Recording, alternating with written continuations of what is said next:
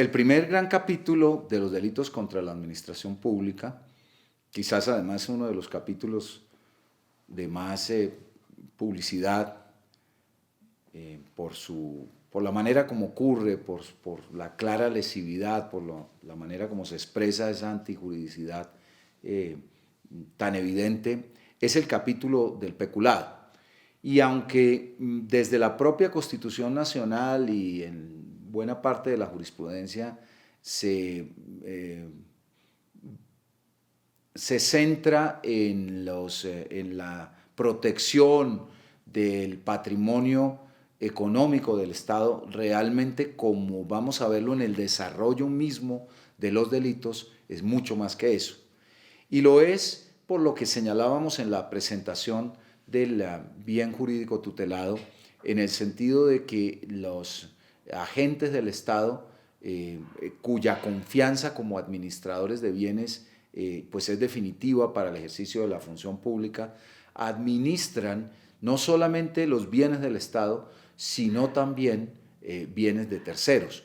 Y en esa medida pues, se incluye un ámbito de tutela mucho mayor que solamente el patrimonio público.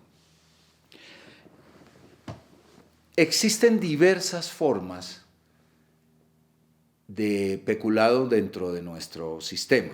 Tenemos, en primer lugar, el peculado por apropiación, contenido en el artículo 397, pero también tenemos una forma de uso de los bienes y recursos públicos y de los bienes que se le entregan al servidor público para el cumplimiento de sus funciones. Tenemos una forma de peculado por aplicación oficial diferente que ha venido restringiéndose, pero que tiene un punto de partida muy interesante porque realmente no hay un desvío en el uso o en la apropiación de los recursos, no hay un desvío de los fines del Estado, pero sí una aplicación oficial diferente, ya lo veremos. Tenemos una forma de peculado culposo, señalábamos que era una de las pocas excepciones en la imputación subjetiva del tipo en relación con la posibilidad de una adecuación meramente culposa en los delitos contra intereses colectivos. El peculado relativo a la omisión del agente retenedor o recaudador, que no es propiamente una forma pura de peculado, y algunos lo discuten incluso como un delito contra la administración pública, está más enfocado a la visión tributaria o al cumplimiento de una obligación tributaria. Yo creo que sí, en este caso sí es acertado, ya lo veremos. La forma típica del fraude a subvenciones que veíamos como tipo más genérico, más básico de las diferentes formas de defraudación de subvenciones o de fraude a subvenciones en los delitos contra el orden económico social. Como vemos, es un capítulo variopinto, extenso, que ha venido ampliándose en la medida en que crece también la legislación en esta materia y que nos ofrece diversas maneras de un mismo fenómeno que significa finalmente aquellas ocasiones en que el Estado pierde la confianza en sus agentes como administradores de bienes. El primer tipo penal es el contenido en el artículo 397, que a la sazón es finalmente el tipo básico o fundamental. Es quizás la norma más antigua sobre estas diferentes actuaciones de peculado, y podríamos señalarlo sin duda como el tipo básico o fundamental de todo el capítulo. En los siguientes términos está redactado el artículo 397. El servidor público que se apropie en provecho suyo o de un tercero de bienes del Estado o de empresas o instituciones en que tenga parte o de bienes o fondos parafiscales o de bienes particulares cuya administración, tenencia o custodia se le haya confiado por razón o con ocasión de sus funciones, incurrirá en prisión de tanto a tanto. Si lo apropiado supera un valor de 200 salarios mínimos legales mensuales vigentes, dicha pena se aumentará hasta en la mitad. La pena de multa no superará tanto. Si lo apropiado no supera un valor de 50 salarios mínimos legales mensuales vigentes, la pena será de tanto a tanto. Bien, ¿qué podemos señalar en relación con el tipo objetivo de esta conducta? En primer lugar, en relación con el sujeto activo, pues tenemos que hacer referencia al llamado que sobre el particular realiza el artículo 20 del Código, pues, al cual nos referíamos en una charla anterior, es decir, quién es el sujeto activo calificado, quién detenta ese deber jurídico de diligencia en la administración de los bienes que le han sido confiados, pues es el servidor público en ejercicio de sus funciones. Sobre el comportamiento hay una manifestación especial que debe realizarse para el enfoque que el mismo tipo refleja. Es decir, el verbo rector que se utiliza para describir esta conducta es el de la apropiación, apropiarse. ¿En qué consiste y por qué se emplea ese verbo rector? Seguramente los que ya han tenido la posibilidad de estudiar los delitos de la primera parte, los delitos contra intereses individuales, apreciarán la diferencia haciendo simplemente un parangón en la manera como ocurren o como se plantean esos verbos en relación con tres tipos penales diferentes, porque ciertamente allí se refleja una manera también diferente de perfeccionamiento de los tipos. El hurto, por ejemplo, no habla de apropiación, el hurto habla de apoderamiento. Y la diferencia es una diferencia clave, y lo es clave en los delitos contra el patrimonio económico y lo es también en los delitos contra la administración pública, porque el apoderamiento implica la sustracción de la cosa de quien tiene la tutela fiduciaria, la custodia fiduciaria sobre la misma. A diferencia del término de apropiación, que es el que se utiliza para el abuso de confianza. ¿Por qué?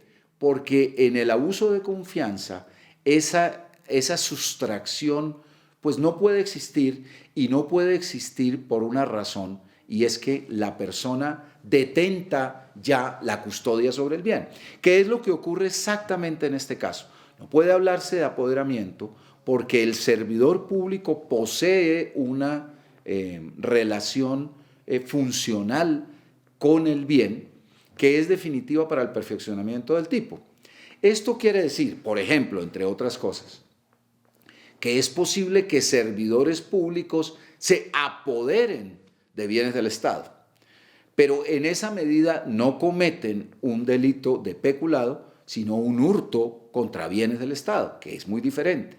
¿Cuándo eso ocurre? Básicamente cuando la persona, cuando el servidor público, cuando el sujeto activo no posee una relación funcional con el bien. ¿En qué consiste esa relación funcional? En el abuso de confianza es una relación de entrega por razón de la confianza, por razón de la existencia de una relación jurídica de mandato, de administración, etcétera, etcétera. Son muchos los títulos, pero hay una entrega legítima del bien, en tanto que en el peculado esa relación se funda bien en el ejercicio directo de las funciones del servidor público o bien como una consecuencia de esas funciones. Ya lo vamos a examinar con algún detalle. Entonces, fíjense cómo en el caso del fenómeno del hurto, que está presidido por el verbo rector del apoderamiento, pues el perfeccionamiento del tipo es clarísimo en la medida en que él se produce cuando la persona que tiene la custodia del bien la pierde, y la pierde de una manera definitiva. Esa es la tesis de la Blasio como fundamento del perfeccionamiento del delito de hurto. Cuando la persona ya no tiene más esa custodia, cuando ha desaparecido de manera efectiva y ha pasado a ser parte, o ha pasado esa custodia en cabeza de quien ha cometido el delito. La sustracción de la vigilancia, de la custodia, de la tenencia de ese bien. En este caso, como la tenencia ya la tiene por virtud del ejercicio de sus funciones o con ocasión de lo mismo, el verbo rector que se utiliza es el de apropiación. ¿Cómo se identifica la apropiación? En la medida en que, claro, como no hay ablacio, porque de suyo se excluye por la entrega funcional que ha recibido el servidor público, el fenómeno de la apropiación se identifica al igual que en el abuso de confianza, cuando se perfecciona la apropiación en estos dos casos. Cuando la persona, cuando el sujeto activo realiza respecto de la cosa actos de señor y dueño. Es decir, se comporta respecto del bien como solo se podría comportar su legítimo tenedor. Claro, no es que lo sustraiga, porque ya posee la custodia, ¿no es cierto? Pero realiza sobre él actuaciones que solamente podrían ser realizadas por su legítimo titular de dominio. Por ejemplo, lo alquila, lo vende, lo transforma, lo destruye, etcétera, etcétera, etcétera. Es decir, actuaciones que solamente serían predicables de quien posee un legítimo derecho sobre ese bien. Pero aquí debemos diferenciar esa actuación de señor y dueño en relación con los actos que son de apropiación propiamente dicha, con los actos que son de mero uso, porque es evidente que yo puedo realizar actos de señor y dueño, pero que impliquen únicamente el uso, es decir, usar la cosa únicamente como sería usada por el dueño, sobre las posibilidades que tiene el dueño del bien. ¿Qué es lo que diferencia entonces en el tipo subjetivo? Es el animus, lo que llamaban los romanos el animus recipiavendi, el ánimo de tomar la cosa para sí, el ánimo de hacer de ese conjunto de actos, consolidarlo en cabeza del agente de la conducta. Es decir, implica un acto mayor de agotamiento. Implica un acto mayor de agotamiento que el simple uso, porque el uso implica siempre la voluntad de devolverlo después de hacer el uso indebido. Entonces, apropiarse es realizar actos de señor y dueño con el ánimo de tomar el bien para sí. Y ese acto de apropiación se puede realizar, o sea, la hipótesis que se prevé allí, se puede realizar en provecho propio, es decir, tomar la cosa para sí, o en provecho de un tercero. Ciertamente también cuando el peculado por apropiación se verifica en beneficio de un tercero, pues la realización de actos en provecho de ese tercero también son actos de señor y dueño, porque yo solamente puedo permitir el provecho de un bien en beneficio de un tercero cuando soy el dueño de la cosa. Luego, realmente quien, por ejemplo, después permite de manera voluntaria y consciente que un tercero sustraiga un bien que le ha sido confiado por razón o con ocasión de sus funciones por parte de un servidor público, o que resulta siendo entregado por ese servidor público a un tercero, del cual no se beneficia a él, pero sí se beneficia a un tercero, pues está realizando una actuación que solamente sería predicable del dueño de la cosa, porque él es el único que puede disponer en ese sentido de la cosa. Ese acto de apropiación está relacionado también con la calidad del objeto material, que es bien importante. ¿Por qué?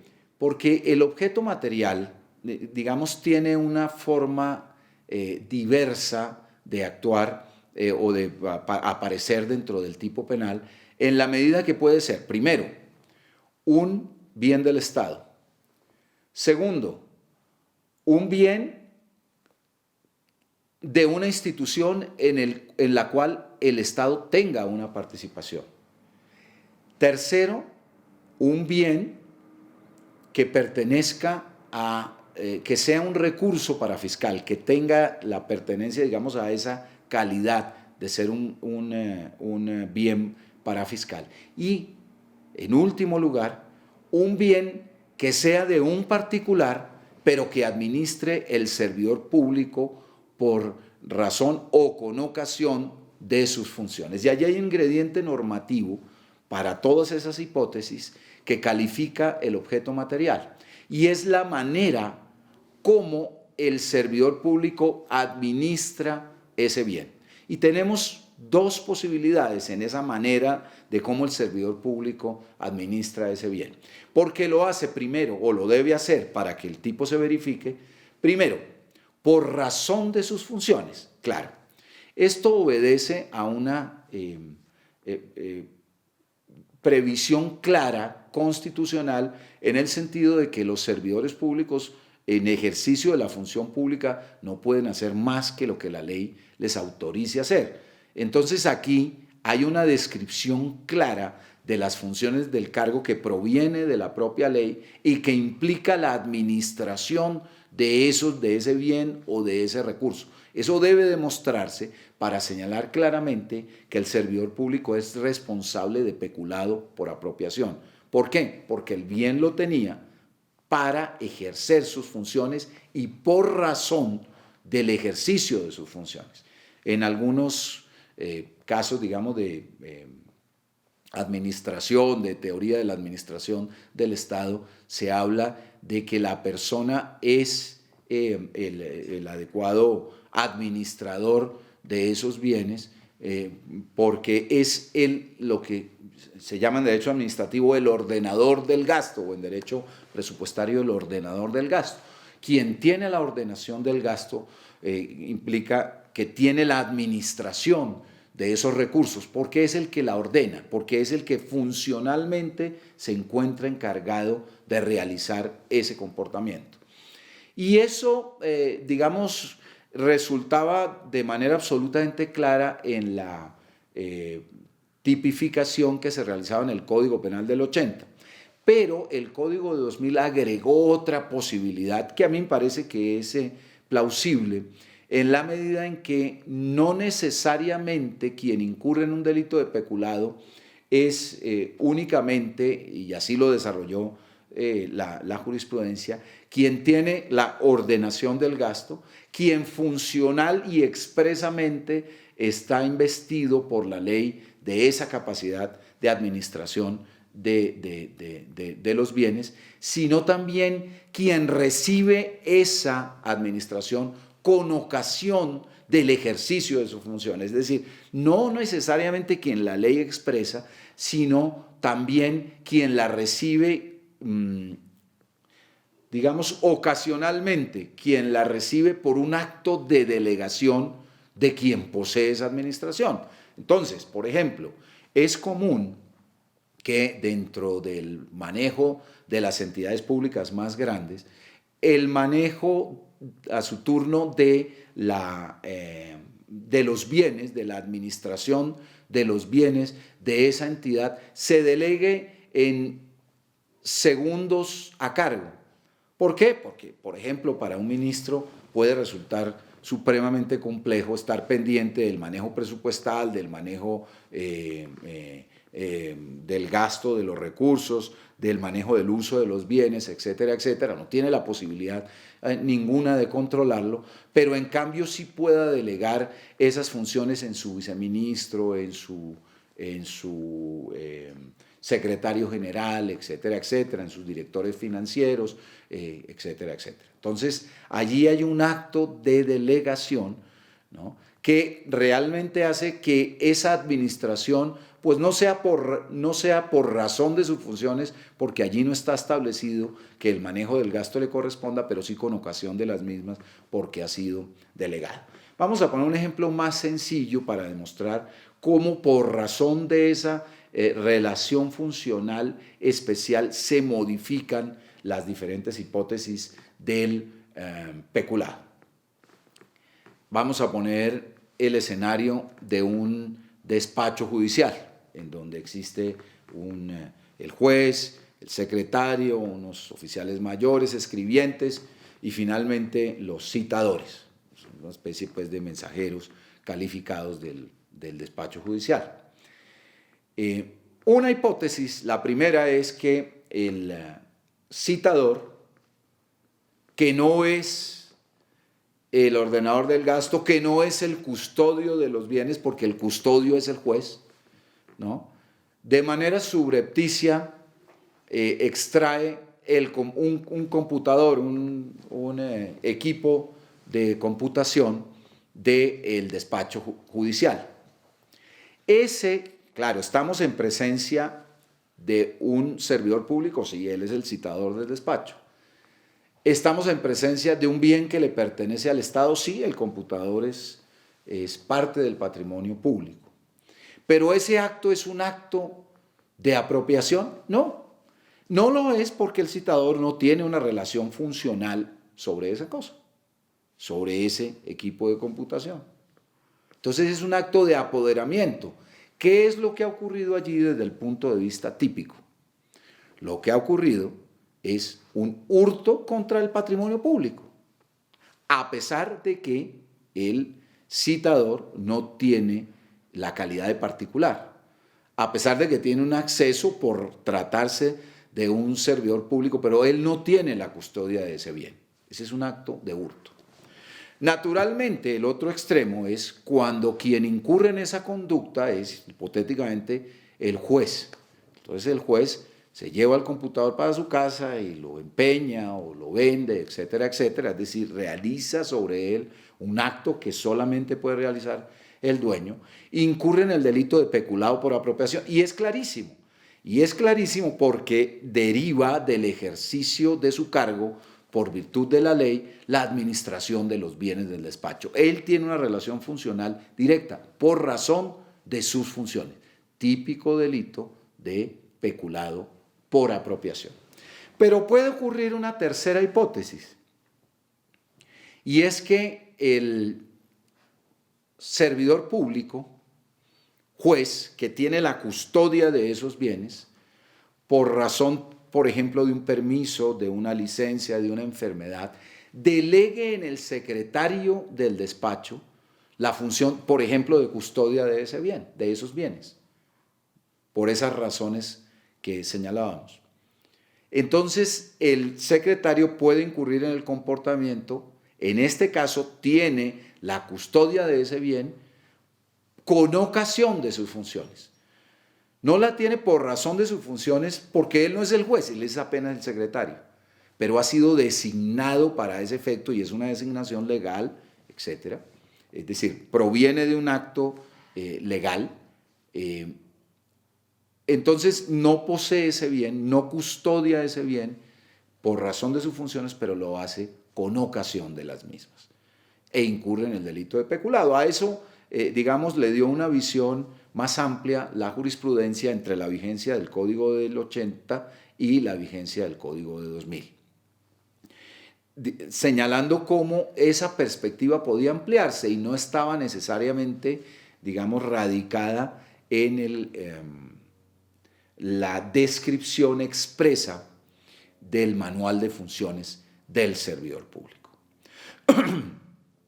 Bien, el objeto material también nos presenta una especie de intervalo por razón de su valor que califica, digamos, la entidad del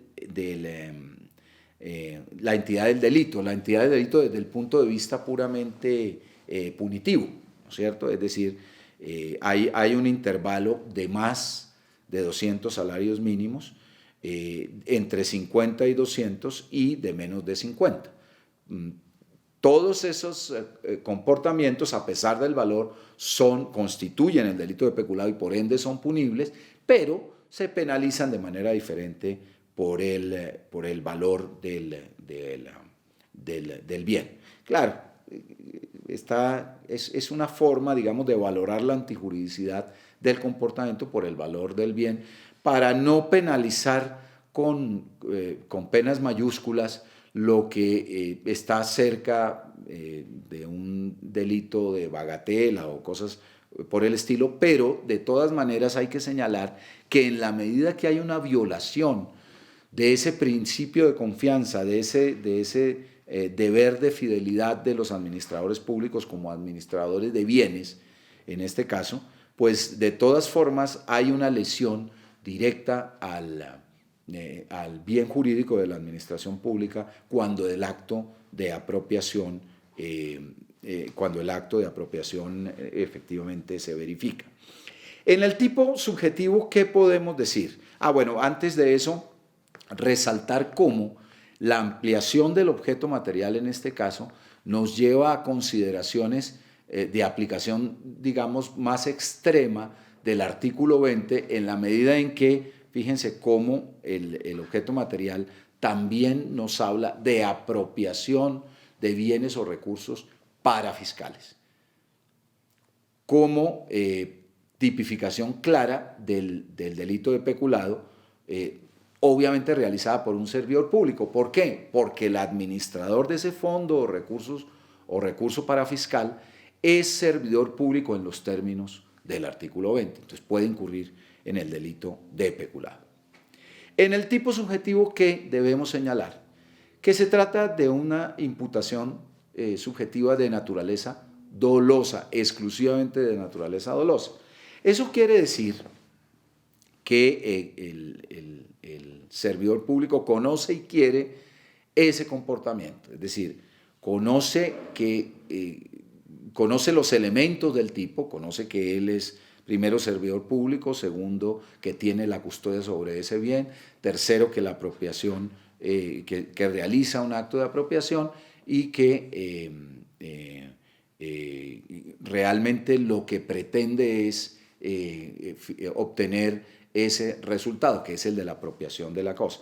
En otras palabras, ese dolo que es de apropiación, digamos, resultaría excluido como evento típico en casos en que pudiera apreciarse cierta forma de actuación como señor y dueño de una cosa, pero realmente no está procedida por un dolo de apropiación. Por ejemplo, el servidor público que para proteger un bien lo lleva y lo guarda en su casa. Ese no es un dolo de apropiación, ¿no? Ciertamente no es un dolo de apropiación, ni siquiera de uso indebido, ¿no? Es un dolo, no es una conducta dolosa y por lo tanto se excluye el tipo subjetivo. Bien, eso en cuanto al aspecto del peculado por apropiación. Pero existe una forma segunda de peculado, que es el peculado por uso contenido en el artículo 398, que implica la realización de actos de señor y dueño en relación con este tipo de bienes, pero ya la manifestación de ese comportamiento no traduce el ánimo res sibi habendi, siempre hay un propósito de devolución de la cosa. En los siguientes términos, artículo 398, peculado por uso: el servidor público que indebidamente use o permite que otro use bienes del Estado o de empresas o instituciones en que éste tenga parte, o de bienes de particulares cuya administración, tenencia o custodia se le haya confiado por razón o con ocasión de sus funciones, incurrirá en prisión de tanto a tanto. Es interesante hacer un primer deslinde con el peculado por apropiación, y lo nota uno en la redacción de los diferentes posibles sujetos, y además del catálogo, posibles sujetos activos de este comportamiento, y además del catálogo del objeto material. fíjense que en este caso, no curiosamente, sino muy razonablemente, no se habla de recursos para fiscales, de dineros para fiscales.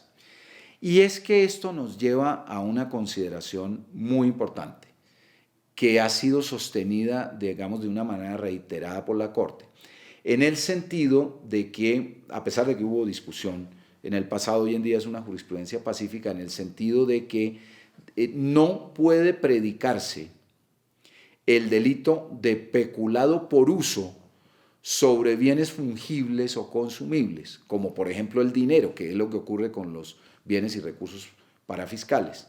¿Y por qué no? Porque el primer uso consume el bien.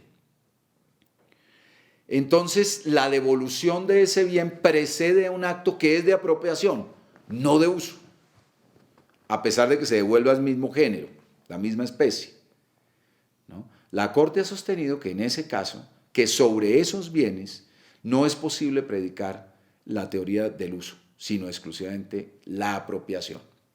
No ocurre aquí un evento de uso, sino un evento de apropiación. Por eso no se encuentran los dineros parafiscales, porque su apropiación, porque su primer uso implica necesariamente su apropiación. Claro, la diferencia entre uno y otro delito está precisamente en la forma como se verifica tanto en lo objetivo como en lo subjetivo. En lo objetivo, porque el bien efectivamente se usa como solamente lo usaría el dueño de la cosa, ¿no es cierto? Y en lo subjetivo, porque no existe el ánimo de tomar para sí la cosa, el ánimo recibivendi. El ánimo que existe es el ánimo de retornarlo, ¿no? Es el ánimo de retornarlo después de darle el uso que solamente puede ser predicable del señor y dueño. Claro, ese uso se encuentra en múltiples ocasiones reglamentado, ¿no? Se supone que los bienes que se entregan a los servidores públicos para su uso, ese uso debe corresponder a las finalidades del propio cargo y a las finalidades de la función pública. Es cuando se desvía de esas finalidades que uno puede hablar de que el bien se está usando indebidamente. Hay una zona gris, evidentemente, porque ese uso ordinariamente, digamos, puede facilitar ciertas labores del funcionario público y hay, digamos, cierta amplitud en esa materia. Siempre pongo el ejemplo de la flota que tienen disponible a su uso, por ejemplo, la Presidencia de la República, la flota de vehículos automotores o de naves o aeronaves, etcétera, ¿no?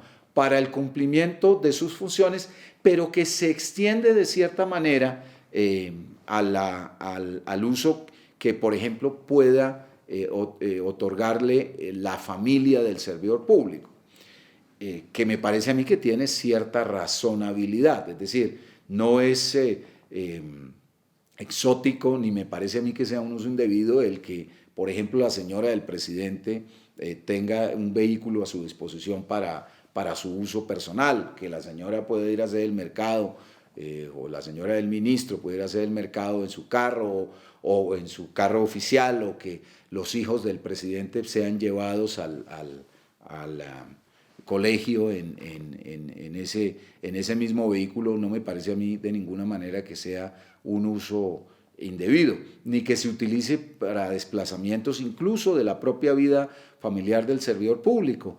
¿Por qué? Porque finalmente se trata de facilitar su labor como servidor público. Obviamente no es concebible que el presidente de la República o un ministro, un alto funcionario del Estado tenga que estar preocupándose por la seguridad de sus hijos o de su señora o por los mecanismos logísticos de su vida cotidiana, simplemente porque tenemos un estricto celo sobre el uso de los bienes públicos. Pero naturalmente hay excesos, y esos excesos pues, pueden ser básicamente calificados bajo este tipo de de previsiones que, como les digo, en buena parte de ellas el uso se encuentra de alguna manera reglamentado por la ley o por actos administrativos que determinan, digamos, ciertos límites. Hay otros que obviamente exceden, ¿no es cierto? Por ejemplo, que el servidor público en el día utilice el vehículo para desplazarse a su lugar de trabajo y por la noche lo mande a trabajar como Uber o como un taxi, pues naturalmente allí hay un desborde total de las posibilidades de uso del bien que le ha sido entregado para ese efecto. Quizás interesante el punto en relación con la determinación del objeto material, porque en este caso se mantiene únicamente la descripción del objeto material como bienes y no como trabajos oficiales. Esto porque el Código del 80 consagraba también la posibilidad del uso ilegítimo, del uso ilegal del trabajo oficial, de aquel cúmulo, digamos, de servicios que también están a disposición del servidor público para el cumplimiento de sus funciones, para el cumplimiento adecuado de sus funciones, pero que aquí no quedaron. Sencillamente tenemos un objeto material de naturaleza real y los servicios quedaron por fuera por razones que no están muy establecidas, digamos, dentro de la exposición de motivos. Quizás podía dar origen a ciertas confusiones, pero que no se expresa la razón por la cual ese tipo de circunstancias fueron eliminadas de nuestra codificación, de la tipificación del comportamiento. Tenemos otra forma de peculado, es decir, ya tenemos una primera descrita, el peculado por apropiación, una segunda, el peculado por uso, que participan de un mismo género, la actuación de la cosa como señor y dueño. Hay una tercera forma que tiene su historia, que es la contenida en el artículo 399 bajo la descripción de peculado por aplicación oficial diferente, en los siguientes términos. El servidor público que dé a los bienes del Estado o de empresas e instituciones en que éste tenga parte, cuya administración, tenencia o custodia se le haya confiado por razón o con ocasión de sus funciones, aplicación oficial diferente de aquella a que estén destinados o comprometa sumas superiores a las fijadas en el presupuesto o las invierta o utilice en forma no prevista en en perjuicio de la inversión social o de los salarios o prestaciones sociales de los servidores, incurrirá en tanto a tanto. Aquí valga la pena, a manera de introducción, señalar una diferencia en el objeto material. Fíjese que el objeto material, tanto del peculado por apropiación como del peculado por uso, contenía la expresa apelación no solamente a los bienes del Estado, sino a bienes de particulares que el servidor público debiera administrar por razón de sus funciones. Y aquí hay unos ejemplos que son muy importantes, porque el servidor público administra también bienes de particulares. Quizás el ejemplo más clásico es el de los bienes que son objeto de decomiso por razón de actividades delictivas o objeto de extinción de dominio por esa misma razón. Esos son bienes que alcanzan unas cifras monumentales en nuestra vida contemporánea por razón de las cosas que le pasan al país, particularmente por razón de la actividad de la criminalidad organizada y lo que eso se desprende en términos económicos. Pero en el peculado por aplicación oficial diferente no encontramos esa relación, y no la encontramos básicamente porque los bienes de particulares no tienen una aplicación oficial. Se refiere únicamente a los bienes del Estado porque son aquellos bienes que sí cuentan con esa aplicación oficial. ¿En qué consiste entonces el delito? Ya previendo lo que hemos señalado en relación primero con quién es el objeto material con quién es el sujeto, perdón, y segundo, cuál es el objeto material, ¿no es cierto? Entonces, el sujeto activo del comportamiento es el servidor público que administra bienes del Estado. Uno. Dos, el objeto material son los bienes del Estado porque ellos tienen una aplicación oficial. ¿Qué es eso de la aplicación oficial? ¿De dónde viene eso? ¿Por qué hablamos de bienes de aplicación oficial en relación con el objeto material? ¿Y cómo ocurriría esa diferente aplicación de ese objeto material? Diferente aplicación oficial. Durante prácticamente todo el siglo XIX de nuestra vida republicana, a partir de 1819, los innumerables conflictos civiles, de guerras civiles que se verificaron en nuestro sistema, se hicieron con financiación de los recursos del Estado. Y eso implicaba, digamos, un retraso muy grande en la aspiración de un debido cumplimiento de los fines del Estado, a pesar de que era un Estado pequeño, porque naturalmente esos recursos vivían comprometidos por razón de la guerra. Entonces, es muy difícil en una situación de guerra manejar un Estado emitiendo todo el tiempo y gastando de manera incontrolada los recursos del Estado en ese tipo de situaciones.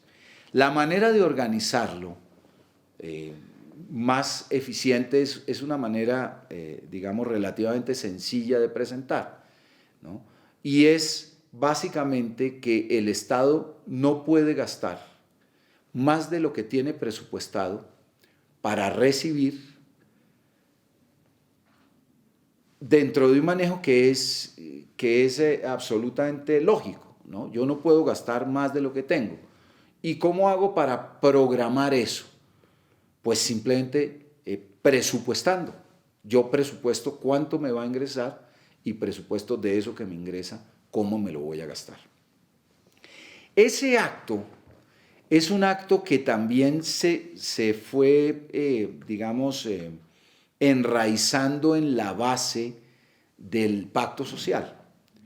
Porque ese acto de cómo presupuesto tanto mis ingresos como mi gasto es un acto que se deja desde la Constitución en cabeza exclusiva del Poder Legislativo, ¿no?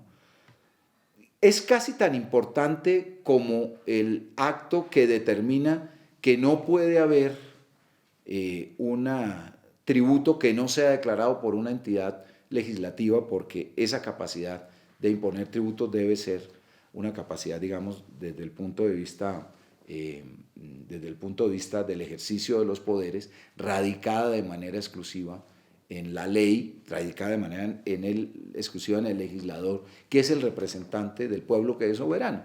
Más o menos ocurre lo mismo con el acto presupuestal, es decir, que sea el máximo representante de la colectividad, que es el que la colectividad ha elegido para que legisle, el que tenga esa posibilidad de hacerlo. Entonces, el acto presupuestal es un acto eminentemente político, porque se discute desde la perspectiva del poder legislativo a todos los niveles, a nivel nacional, a nivel departamental y a nivel municipal. ¿Qué es lo que determina entonces que un bien del Estado tenga una aplicación oficial? El acto de presupuesto. Ese es el acto que nos determina en qué se puede gastar, previendo que haya un ingreso para esa situación. La aplicación oficial diferente, entonces, es la violación de la norma presupuestal. Lo que pasa es que el tipo nos la describe de una manera, digamos, casuística, porque nos da casos de aplicación oficial. Miren ustedes cómo, por ejemplo, dice.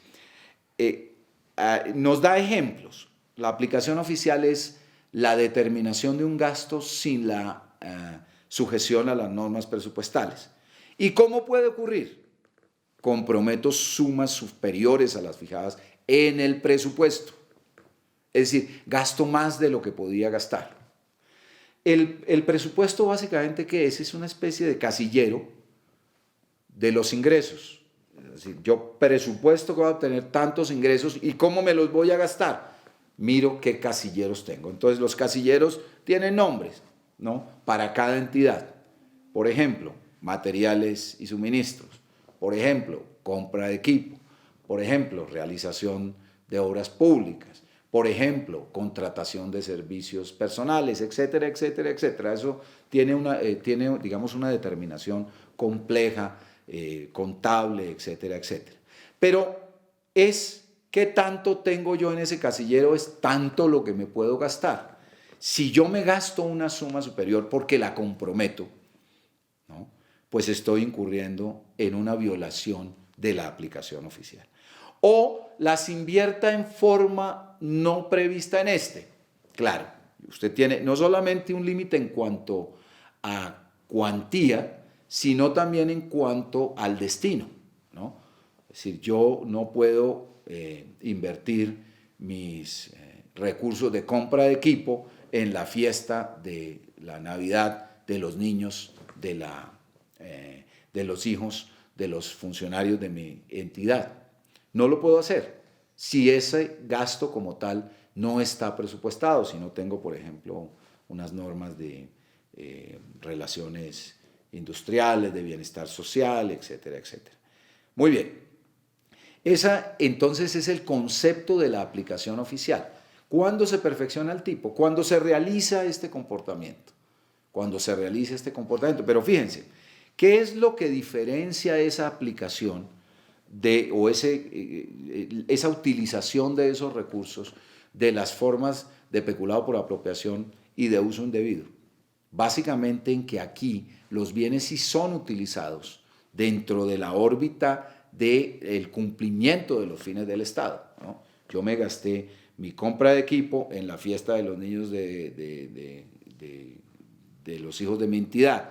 Yo me gasté la plata de compra de equipo en construir una escuelita para un determinado sector de mi municipio, etcétera, etcétera, etcétera. Entonces, la utilización de esos recursos, por ejemplo, de bienestar social, de las entidades, en fin, son realmente, o construir la escuelita, es realmente una utilización que cumple a la misma finalidad del Estado, que traduce la finalidad del Estado. Sin embargo, no está presupuestada de esa manera, es decir, no responde a ese principio de gasto presupuestado, que es un principio de administración pública, básicamente, ¿no?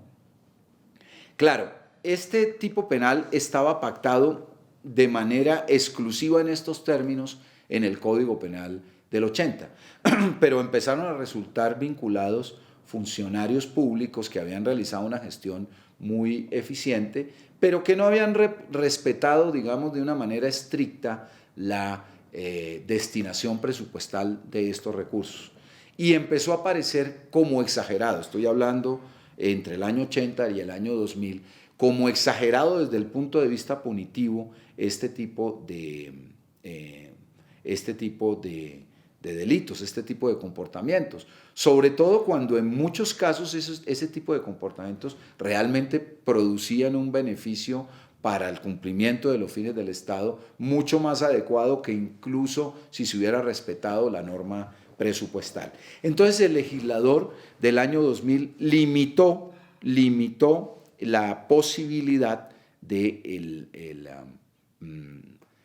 la posibilidad de aplicación del tipo en relación con el resultado final. Claro, el resultado final era que se produjera un desequilibrio en el presupuesto de una entidad, ¿no? ¿Por qué? Pues porque lo que se gastó en una cosa no podía gastarse en eso, o porque se gastó más de lo que se podía gastar.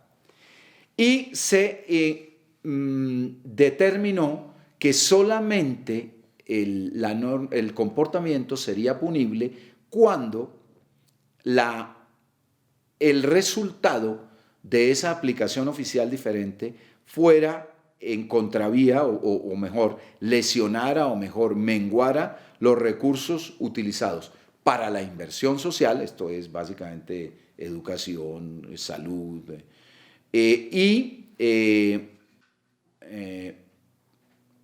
cuando se verificase en perjuicio de las prestaciones y salarios de los propios servidores públicos. Es decir, se incluyó un resultado de la norma desde la perspectiva, digamos, de la mengua presupuestal solamente para esos dos casos, y eso hace que realmente no sea, digamos, ya de mayor ocurrencia este tipo de comportamientos. Con posterioridad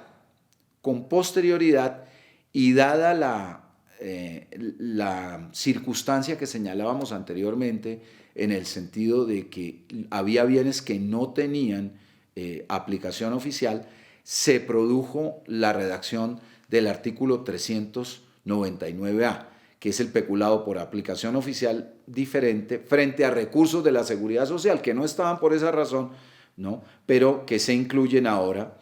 Dice, cuando se dé aplicación oficial diferente a recursos destinados a la seguridad social integral.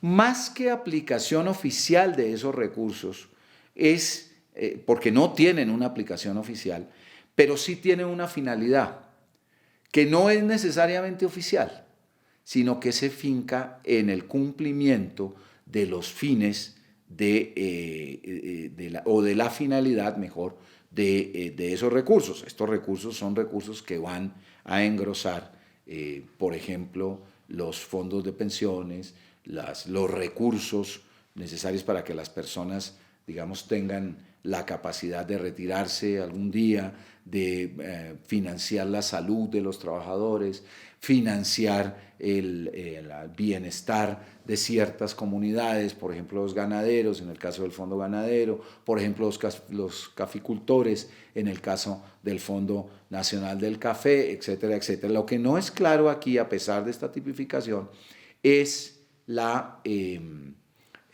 aplicación oficial de los recursos, porque no tienen una aplicación oficial, pero sí tienen un destino colectivo. Quizás es a eso a lo que se refiere el tipo.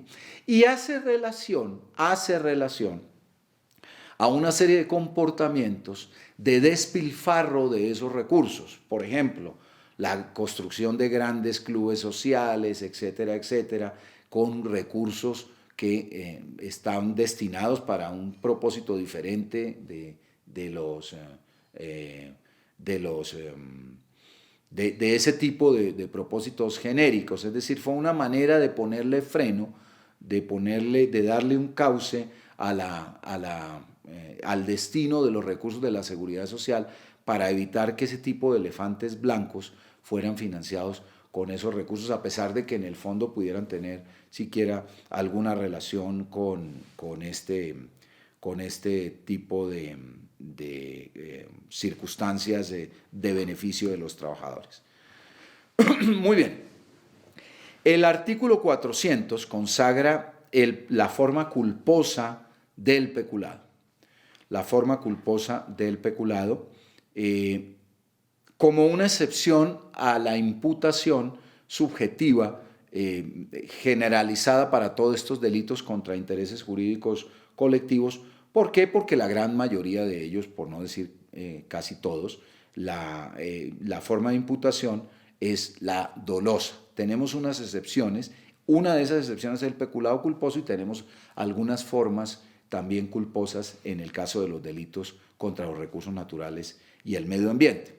Pero la generalidad es la imputación dolosa del comportamiento en el tipo subjetivo. El peculado culposo, consagrado en el artículo 400, señala lo siguiente: el servidor público que respecto a bienes del Estado o de empresas e instituciones en que éste tenga parte, o de bienes de particulares cuya administración, tenencia o custodia se le haya confiado por razón o con ocasión de sus funciones, por culpa, dé lugar a que se extravíen, pierdan o dañen, incurrirá en tanto a tanto. Bien. Digamos que la estructura del tipo culposo pues obedece en general a las mismas líneas de la teoría del delito culposo que se establecieron en la parte general del Código Penal. ¿Hay alguna modificación? Yo diría que un par de modificaciones que son bien importantes, porque realmente la descripción del tipo penal es prácticamente la misma de la del Código Penal del 80, pero no es la misma en relación con la manera como se estructura el delito culposo por virtud de lo establecido en la parte general del Código Penal. Digamos que uno pudiera tener los extremos del delito culposo relativamente establecidos, lo que cambia es la forma de imputarlos, porque cambia la forma de imputarlo para el delito culposo. Claro, los extremos son muy sencillos, ¿no es cierto? De un lado, el comportamiento de un servidor público que tiene nuevamente la custodia del bien, que tiene la administración de ese bien por razón o con ocasión de sus funciones, de una parte, y por otro lado, un resultado lesivo para ese bien, para ese determinado bien, un resultado lesivo que significa su deterioro, su destrucción, su disminución. Quizás en donde se presenta la gran modificación, por virtud de la reorientación del código en la teoría de la acción, es en la relación de causalidad, cómo se establece la relación de causalidad entre el comportamiento del sujeto activo, del servidor público y el resultado lesivo, ¿no es cierto? Claro, uno diría, bueno, debe establecerse que hay una relación de causa-efecto, sí, pero ¿cómo se establece? Claro, eso varía. Y eso varía básicamente porque nuestra teoría del delito cambió del causalismo al finalismo, del causalismo a la teoría final de la acción. Claro, la teoría final de la acción requiere un replanteamiento también del delito culposo, por una sencilla razón. El delito culposo es precisamente la ausencia de relación entre la intención de la gente y el resultado que finalmente se produce. No es decir, hay una negación de la teoría final de la acción, en el sentido de que yo como agente no quiero ese resultado. Entonces, ¿por qué se produce? Y tenemos, digamos, dos maneras de asumirlo allí.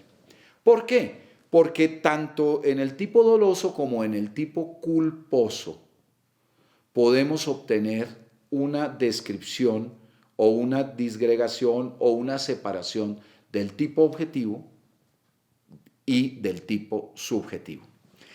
¿Cuál es esa separación en la teoría que contempla actualmente nuestro Código Penal? En el tipo objetivo, pues debemos acudir a las fuentes de la culpa, ¿no? Que son fuentes básicamente de ausencia de previsión del resultado o la imprudente asunción de la no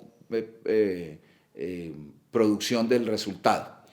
Que son las tradicionales, la imprudencia, la negligencia y la impericia. Ese es en el tipo objetivo, digamos, la fuente de la culpa, pero a ese se le añade la violación del deber objetivo de cuidado.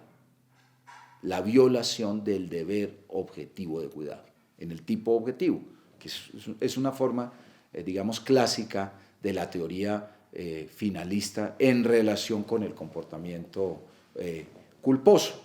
Es decir, que no solamente basta con que haya una fuente de culpa, sino que es necesario también que se haya violado una norma objetiva de comportamiento. Por eso está en el tipo objetivo, ¿no es cierto? Una norma objetiva de comportamiento, que es en ocasiones lo que se denomina la lex artis, una manera especial de realizar el comportamiento, aún a pesar de la existencia de una fuente de culpa. Si no se viola esa forma especial de comportarse, ese deber objetivo de cuidado, pues no hay tipo objetivo. El tipo subjetivo encontramos entonces básicamente la previsibilidad del comportamiento y la imprudencia en impedir el resultado, o la ausencia de previsión del posible resultado.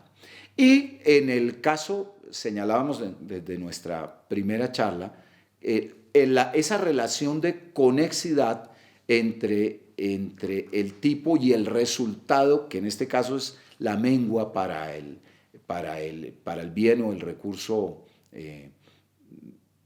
público o privado de administración por parte de un servidor público, es la manera como se imputa el resultado, que ya no es una imputación causal, sino que es una imputación jurídica. Es decir, si merced a esa actividad objetiva y subjetiva se ha generado un riesgo jurídicamente desaprobado, y por razón de esa actividad objetiva y subjetiva se ha producido el resultado. Ese es un poco, en términos muy breves, la teoría de la culpa, que se aplica en este caso para un resultado específico. Ese resultado es la mengua, la destrucción, la disminución de un bien que ha sido entregado al servidor público para el ejercicio de sus funciones, y que, merced a esa circunstancia objetiva, violación del debido de cuidado, del deber objetivo de cuidado, y en la parte subjetiva, siendo previsible haber imprudentemente asumido el riesgo, o no habiéndose previsto, el resultado se ha producido porque se ha creado un riesgo jurídicamente desaprobado. Varias cosas interesantes aquí, sobre todo en el manejo y administración de dineros, porque el manejo y administración de dineros es muy difícil de medirse en cuanto, por lo menos en algunos casos que son limítrofes, en cuanto al posible deterioro patrimonial. El manejo de una tesorería del Estado, digamos, admite muchas discusiones. ¿Por qué? Porque el manejo de una tesorería del Estado se finca en dos extremos. De un lado, la seguridad y disponibilidad de los recursos, y de otro lado, el riesgo de esos recursos y la rentabilidad. Están en los dos extremos, ¿no? Y se manejan, digamos, en una proporción que es inversa, ¿no? A mayor o que es directa, pero en relación con elementos nocivos, ¿no es cierto? A mayor riesgo, mayor rentabilidad; a menor riesgo, menor rentabilidad. Entonces, a veces es muy difícil medir esas circunstancias de resultado, sobre todo cuando se supone que hay unos bienes que producen frutos, y que esos frutos pues deben estar más o menos adecuados al funcionamiento de un mercado. Un ejemplo: naturalmente, para un tesorero puede ser de muy buena rentabilidad la inclusión de unos recursos en negocios de altísima rentabilidad. Por ejemplo, qué sé yo, de gran rentabilidad puede ser comprar el baloto si yo me lo gano, pues, ¿no? Pero obviamente esa no sería una actuación responsable de un administrador público. Es decir, el riesgo es un factor a considerar para mirar o no el deterioro de un bien. ¿Por qué? Porque muchas veces los jueces, cuando tienen un análisis a su alcance, generalmente comparan con otras posibilidades que hubiesen podido ser más rentable, y en esa medida hacen una diferenciación entre lo que se obtuvo y lo que se hubiera podido obtener en una inversión mayor. A mí me parece que allí ya hay un grado de abuso en el examen de esas, del manejo de esos bienes, que convierten prácticamente impunible cualquier actuación de parte de un servidor público, porque siempre será posible encontrar en la administración de recursos pues un negocio de mayor rentabilidad que otro. Pero sobre esas consideraciones podríamos señalar que el peculado por apropiación entonces impone un deber de administración de mucha más exigencia para el servidor público que para el particular, porque el servidor público responde por culpa en la administración de bienes, en tanto eso nunca ocurre para el particular. Por razones, digamos, similares a las que señalábamos para el peculado por aplicación oficial diferente, se establece la misma hipótesis, de hecho, el mismo precepto para los recursos de la seguridad social, en el artículo 400A. Peculado culposo frente a recursos de la seguridad social integral. Las penas previstas en el artículo 400, es decir, el peculado culposo, se agravarán en una tercera parte a la mitad cuando se dé una aplicación oficial diferente a recursos destinados a la seguridad social integral. Este es lo que llamaría algún tratadista en el pasado un paratipo penal, porque realmente el fenómeno de la aplicación oficial diferente ya se encontraba reglamentado, como hemos podido ver, en relación con los recursos de la seguridad social. Más bien, lo que debía plantearse, es decir, la redacción del tipo, no era de una aplicación oficial diferente, sino cuando se produzca un resultado lesivo para la administración culposa de los recursos de la seguridad social. Quedó en un tipo penal que es claramente basado en un error que es inaplicable porque no existe la descripción típica que así lo asuma. Básicamente lo que hay es un descuido del legislador que pasó pura y simplemente a la legislación y que lo dejó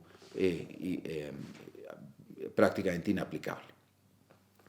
Hay unas circunstancias de atenuación punitiva del peculado, que además no solamente modifican, digamos, la aplicación de las consecuencias jurídicas del delito, de la pena, sino también de su tratamiento procesal. No están aquí, están contenidas desde luego en la legislación procesal, pero están contenidas en el artículo 401 en relación con la pena,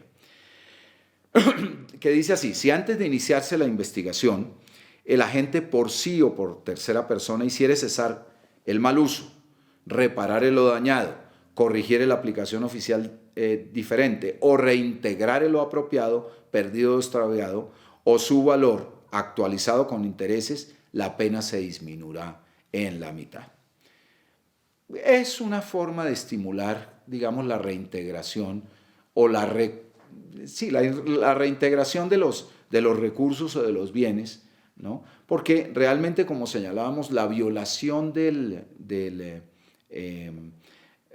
la confianza que se ha depositado en esos agentes como administradores de bienes, pues se ha perdido, ya se ha realizado un daño, ya, en otras palabras, se ha lesionado el interés jurídico de la administración pública. Pero de alguna manera se disminuyen sus consecuencias cuando el servidor público reintegra, repara o hace cesar el mal uso o la aplicación oficial diferente. Y tiene diferente entidad también según la oportunidad en que se realice. Si se realiza antes de iniciarse la investigación, se aplica la previsión del primer inciso. Si el reintegro se efectuare antes de dictarse la sentencia, la pena se atenúa de una forma menor, porque ya ha habido un desgaste de la Administración de Justicia para ese efecto. Y además, cuando el reintegro fuese parcial, el juez disminuye proporcionalmente la pena hasta en una cuarta parte. Finalmente, en cuanto al capítulo del peculado, tenemos dos tipos adicionales. Algunos uno de ellos ya lo vimos cuando hablamos del el fraude a subvenciones. No vamos a examinar simplemente para mencionar, digamos, su relación con el delito de peculado. Pero está básicamente contenido en el artículo 402, que es la omisión del agente retenedor o recaudador, que requiere cierta presentación para entender por qué estamos aquí. Básicamente, la administración tributaria ha tenido una evolución grande en materia de recaudo, en materia de mecanismos de recaudo, sobre todo a partir de la segunda mitad del siglo XX, en el sentido que el recaudo, digamos, supone en primera instancia que debe ser voluntario, es decir, que cada persona paga lo que tributariamente está obligada a pagar. Pero además de eso, que no debe ser recaudado como se hacía en los comienzos de la hacienda pública por los recaudadores de impuestos que pasaban de casa en casa a recoger los tributos, sino que necesariamente se ha ido tecnificando en la medida que se tecnifica también las circunstancias económicas de la vida contemporánea. Y para ese efecto se crearon dos maneras que son más o menos las que están contenidas como objeto de tutela en este tipo penal, mediante las cuales lo que se hace es trasladar al propio particular la función de recaudar y la función de anticipar el pago de los tributos en cada una de las operaciones que originan o causan un determinado tributo. Entonces, lo que se hace es trasladar esa función de recaudo que antes la realizaba de manera exclusiva los funcionarios del Estado a la actividad del propio particular, incluyéndole un factor de responsabilidad penal, en este caso, como servidor público, en la medida que para esos efectos se transforma en un servidor público, en este caso el agente retenedor o autorretenedor o al agente recaudador, pues es un servidor público para estos efectos, lo cual nos convierte prácticamente a todos los que ejercemos una actividad económica en sujetos activos de los delitos contra la administración pública y en particular en relación con este delito. ¿Cómo funcionan esos mecanismos? Funcionan de dos maneras eventualmente, ¿no? El legislador realiza una especie de anticipación sobre la existencia de una obligación tributaria a través de un mecanismo que se llama el mecanismo de retención en la fuente. Esto es que cada vez que se produzca un negocio jurídico, una operación comercial, una operación económica, que se supone otorga un lucro para alguna de las partes, ¿no? Por ejemplo, en una compraventa se supone que el vendedor obtiene un lucro, en un contrato de arrendamiento se supone que el arrendador obtiene un lucro, y entonces en esas operaciones se plantea un mecanismo de anticipación de recaudo sobre ese lucro presunto, que se llama la retención en la fuente, ¿no? Entonces, cuando yo, por ejemplo, como abogado, facturo mis servicios profesionales, quien me paga me debe retener en la fuente, porque el Estado supone que yo de ese pago voy a obtener un lucro, voy a obtener una renta y por lo tanto debo anticipar, o quien me paga a mí mejor, debe anticipar ese lucro o esa renta, debe anticipar una parte para el pago correspondiente de los tributos. Entonces, por ejemplo, en el caso de los abogados, siempre nos descuentan un 10% de retención en la fuente porque se supone que eso al menos va a cubrir una parte del lucro que yo obtengo por el servicio que estoy facturando. Esa es una posibilidad, claro. Es una anticipación porque es posible que finalmente yo no obtenga un lucro, digamos, en el total del ejercicio fiscal porque tenga pérdidas, etcétera, etcétera. Y entonces, pues esos dineros son susceptibles de devolverse. Pero también es posible que en cada operación, sobre todo en las operaciones de recaudo de tributos indirectos, es posible que cada operación de esas se facture, que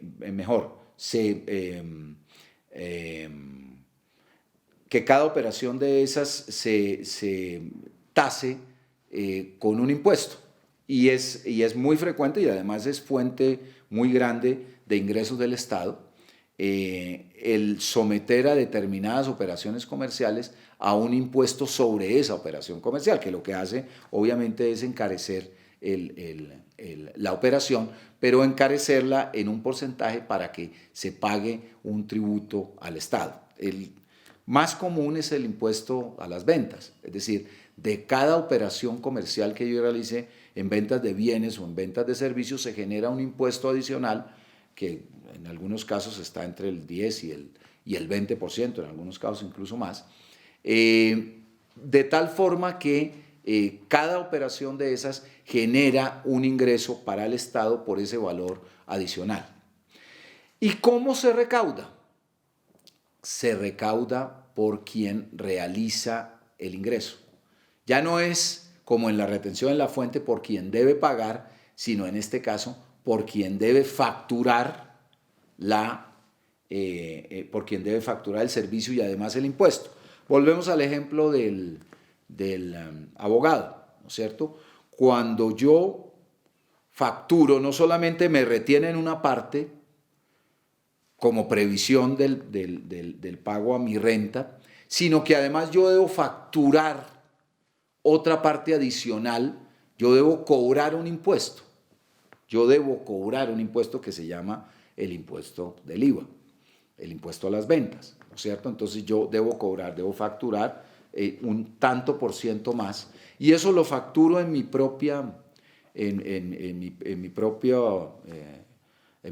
cuenta de cobro, es decir, se incluye allí, ¿no es cierto? Como un valor adicional del servicio, que no es para mí, es para un tercero que es la administración de impuestos. Eso genera una situación especial, porque quiere decir que tanto el agente retenedor como el agente recaudador, en este caso yo, ¿no es cierto?, quedo en poder de unos recursos que no me pertenecen, ¿no? Que no me pertenecen, que pertenecen a un tercero que es el Estado. Y estoy en la obligación de transmitírselos al Estado, de transferírselos al Estado dentro de un plazo determinado, ¿no es cierto? Porque soy agente retenedor o porque soy agente recaudador. Entonces, fíjense, cuando yo pago el arriendo de mi oficina de abogado, la persona a la que existen varias circunstancias para las dos partes en el contrato, es decir, una es agente retenedor y otra es agente recaudador, ¿no es cierto? La persona que me arrienda a mí la oficina me factura un impuesto adicional por el valor del arrendamiento y yo debo pagárselo. Entonces, él en esas circunstancias está obligado a esa suma que recaudó por IVA, está obligado a transmitírsela a la administración pública. Y en mi caso, yo a esa persona no le pago el valor del canon completo. ¿Por qué? Porque debo realizar una retención en la fuente sobre ese pago. ¿Eso qué significa? Eso significa que también a mi turno yo debo transmitir esos recursos, debo transferir esos recursos a la administración de impuestos. ¿Por qué existe este delito? Precisamente por el riesgo de que tanto el agente retenedor como el agente recaudador no transmitan esos recursos oportunamente a la administración de impuestos. Y esa es la redacción, que es una redacción que es bastante enredada, que es compleja, pero que tiene esa explicación. Sobre esa introducción, entonces ya podemos leer el respectivo tipo penal. Artículo 402, omisión del agente retenedor recaudador. El agente retenedor o autorretenedor que no consigne las sumas retenidas o autorretenidas por concepto de retención en la fuente dentro de los 2 meses siguientes a la fecha fijada por el Gobierno Nacional para la presentación y pago de la respectiva declaración de retención en la fuente, o quien encargado de recaudar tasas o contribuciones públicas no las consigne dentro del término legal, incurrirá en prisión de tanto a tanto.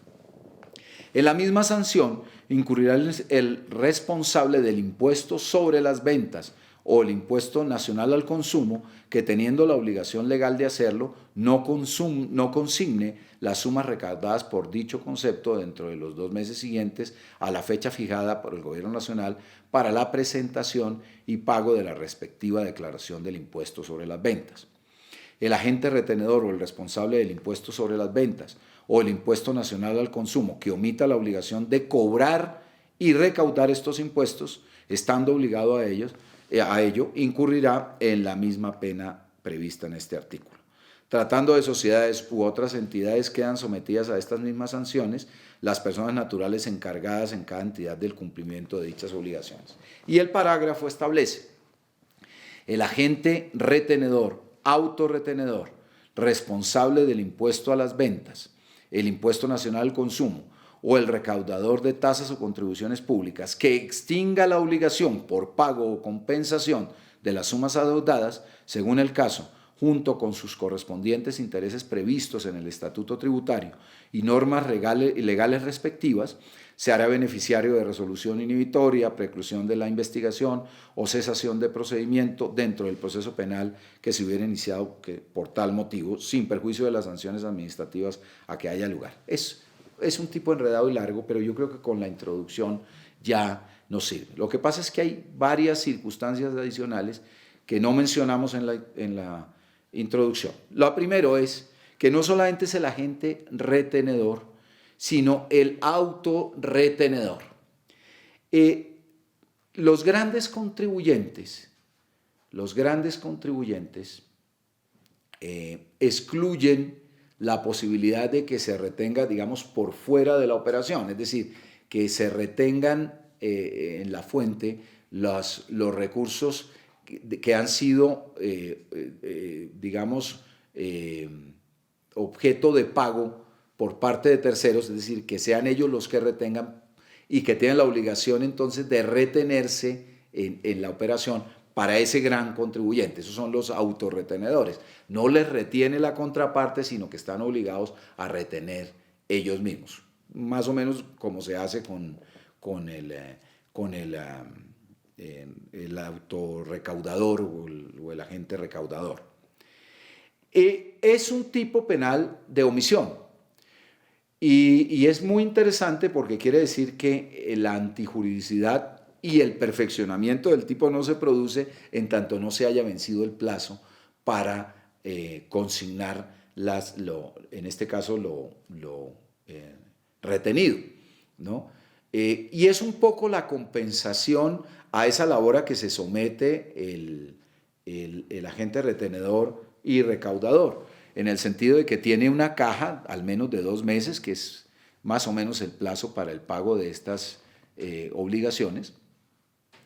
Y en esa medida, pues bueno, en el caso de las grandes empresas, de las grandes compañías, pues el manejo de esa caja es un manejo interesante durante 2 meses, miles de millones de pesos, obviamente producen unos rendimientos grandes y finalmente se consignan a la entidad respectiva.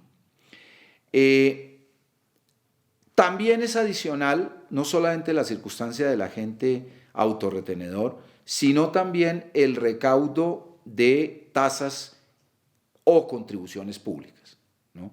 que no son propiamente impuestos que no obedecen, digamos, a una circunstancia de naturaleza estrictamente tributaria, aunque están, digamos, dentro de esa disciplina, pero las tasas y las contribuciones, digamos, tienen una retribución más concreta, o el pago de un servicio, digamos, más concreto involucrado en ellas. Entonces,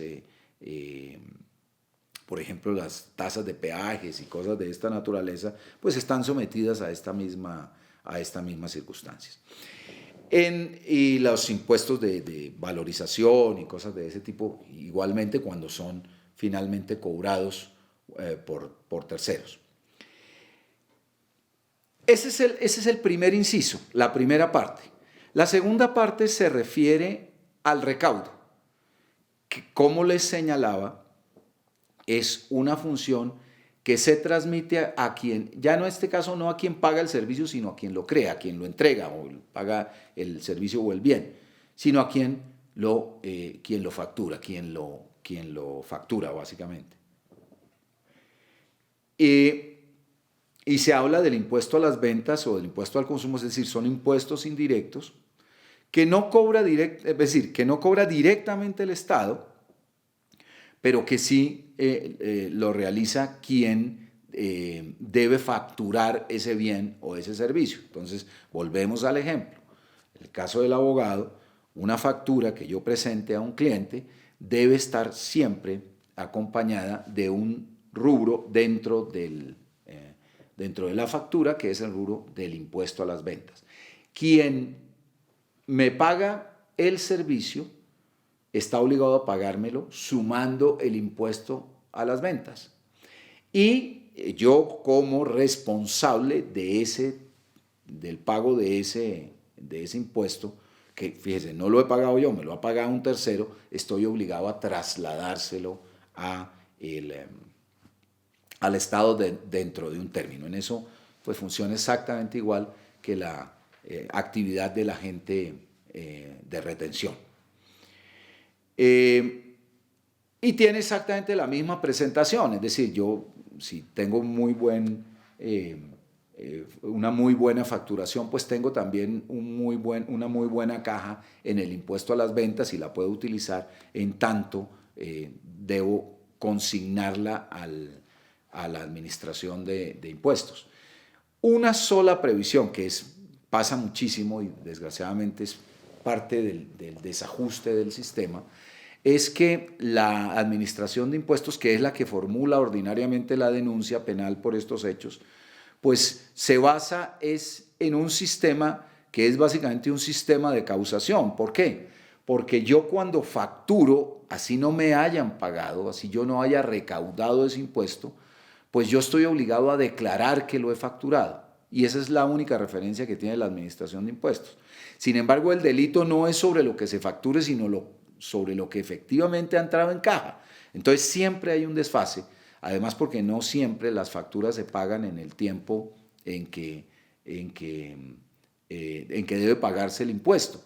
Entonces uno se somete allí a una circunstancia de financiar el IVA del cliente cuando el cliente no paga a tiempo, so pena de que sea denunciado penalmente. Es decir, claro, uno podría señalar, mire, yo no he recaudado ese recurso, por lo tanto no he omitido ese deber, porque el deber no ha surgido, porque no me han pagado. Muy bien. Las últimas reformas tributarias incluyeron una previsión que no estaba en el régimen, digamos, original de este delito, que por cierto es un delito, no es un delito tan nuevo, está, digamos, tecnificado en las nuevas legislaciones, pero es un delito que existe por allá desde los años 60, con, digamos, variaciones y dificultades de naturaleza constitucional, pero es un delito incluso mucho más antiguo que algunas formas que ya estaban previstas aún en el Código Penal del 80. Y se refiere a quien omita la obligación de cobrar y de recaudar los impuestos. Es decir, es también delito quien estando obligado, claro, porque si yo, pues, una forma de sacarle el cuerpo tanto a la retención como al recaudo de los impuestos es pues realizar las operaciones de manera informal, no a través de facturas, etcétera, etcétera, etcétera. Y eso pues no verificaba ningún tipo de la ley penal hasta las últimas reformas tributarias, porque no era una conducta típica, ahora sí lo es, ¿no? Entonces, si yo estando obligado a retener, no retengo, o si yo estando obligado a recaudar, sobre todo el impuesto del IVA o del consumo, no lo hago, incurro en este tipo penal. Y finalmente un complemento del precepto que se refiere al problema de la autoría. Porque claro, los grandes contribuyentes, realmente quienes realizan el mayor número de operaciones en la vida jurídica, comercial y económica son las personas jurídicas. Y como no existe una penalización directa para las personas jurídicas, no existe responsabilidad penal de las personas jurídicas, por lo menos hasta el momento, ya hay un proyecto andando sobre ese particular, ha habido otros, quedaba también pendiente el tema de a quién se penalizaba dentro de la persona jurídica.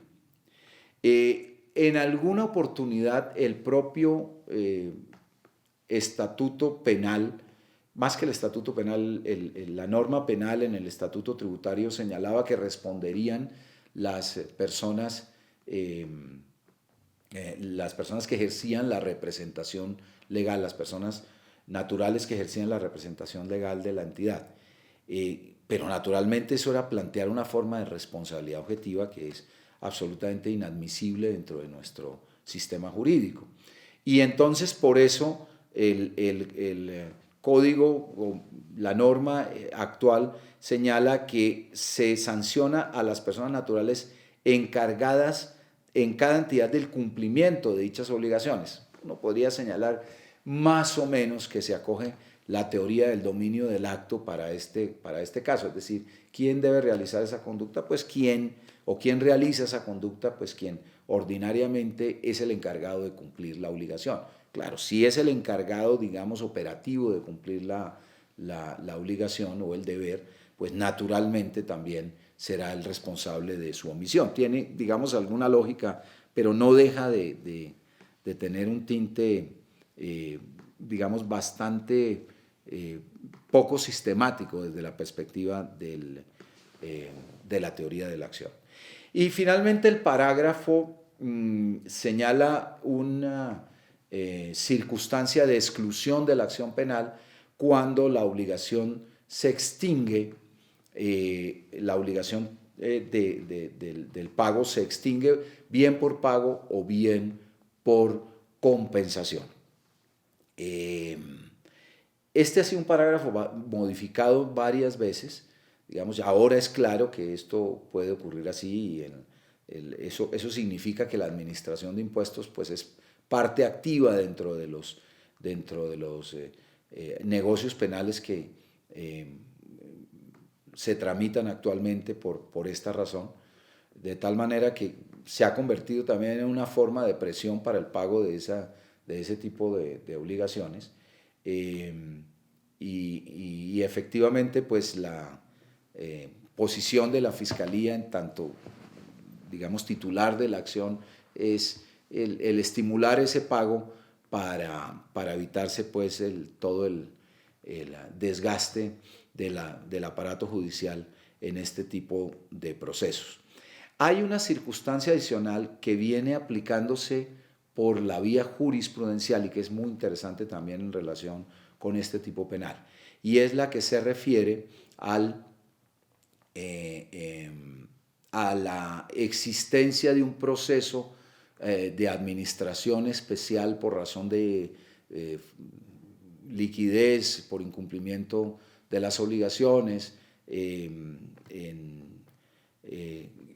procedimiento que es más de naturaleza comercial, pero que tiene, digamos, una consecuencia directa en el proceso penal. ¿Por qué?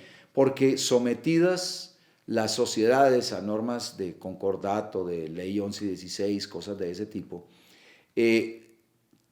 la sociedad comercial queda imposibilitada para el pago de sus obligaciones. Y pues no se puede obligar por la vía penal a cumplir con un hecho que está prohibido por el ordenamiento jurídico en su misma, por disposición expresa, por mandato expreso.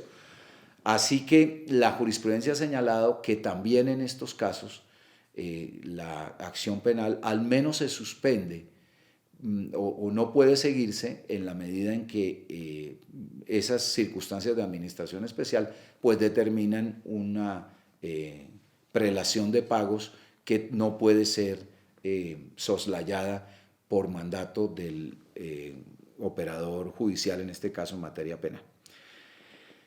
El fraude a subvenciones lo veíamos en su oportunidad como parte del tipo, o por tratarse del tipo básico o fundamental de los fraudes de subvenciones específicos como delitos contra el orden económico social. Así que solamente convendría un análisis final sobre la inclusión de estos dos tipos penales allí en el capítulo del peculado. A mí me parece que tiene lógica, que es acertado, por lo menos desde el punto de vista teórico, la inclusión de la omisión del agente retenedor y recaudador como delito contra la administración pública por un lado, y en el capítulo del peculado de alguna manera también hay cierto acierto, porque finalmente lo que se hace es trasladar una función pública de administración de bienes a los particulares, y en esa medida se convierten en sujetos activos como servidores públicos. Aquí son unos servidores públicos con unos deberes especiales, son calificados, pero con unos deberes especiales.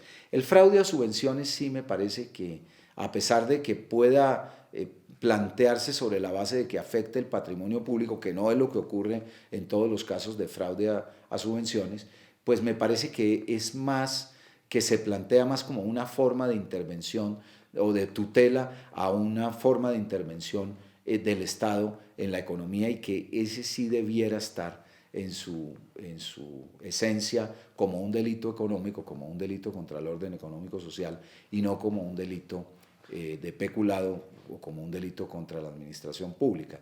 Con una consideración adicional que seguramente tendremos oportunidad de examinar en otros apartes de nuestras charlas, y es que los delitos contra la administración pública, y esto es muy importante, son fuente del lavado de activos. En tanto, los delitos contra el orden económico social no en todos los casos cumplen con esa circunstancia. Entonces es una forma de agravar. La inclusión no tiene unas consecuencias meramente teóricas o de sistema puramente intelectual, sino también de naturaleza práctica, como las que he señalado. Hasta aquí el capítulo completo de peculado.